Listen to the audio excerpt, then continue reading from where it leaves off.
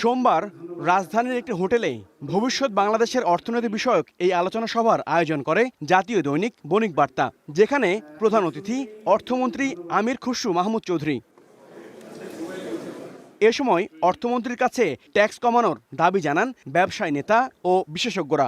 আমরা যেখানে লজিস্টিক্সের 16% জিডিপির খরচ করি, ওখানে আমরা কিন্তু বিশ্বের তালের মধ্যে অনেক পিছিয়ে আছি।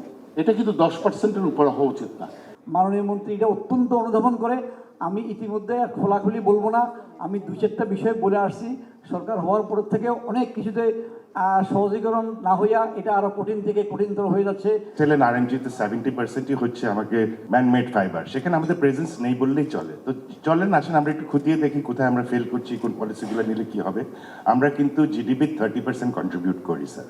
পরে বাংলাদেশের অর্থনীতিকে কিভাবে সমৃদ্ধ করা যায় সেই পরিকল্পনা তুলে ধরেন অর্থমন্ত্রী। টেনে আনেন বিগত সরকারের দুর্নীতির আমলনামাও।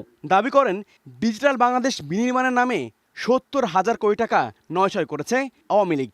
60-70 কোটি মানে কত? $6 বিলিয়ন নাই বাংলাদেশের এক্সচেকার থেকে। Nothing to show for. আমরা কিছু খুঁজে পাচ্ছি না।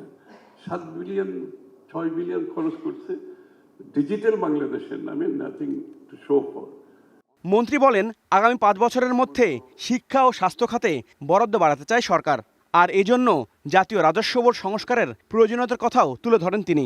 আমাদের ট্যাক্স জিডিপি 6.8% যেটা দেখাচ্ছে, সেটা এখান থেকে আমরা উপরের দিকে কিভাবে যাবে, এটা বিগ চ্যালেঞ্জ আমাদের জন্য।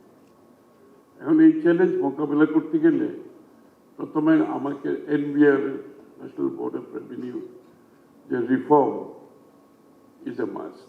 আলোচনা সভায় নতুন বাংলাদেশ গড়তে সবার কাছে সহযোগিতা চান অর্থমন্ত্রী। এগুলোর মধ্যে মূল বিষয়গুলো হচ্ছে হাবিবুর রহমান অভি, স্টার নিউজ, ঢাকা।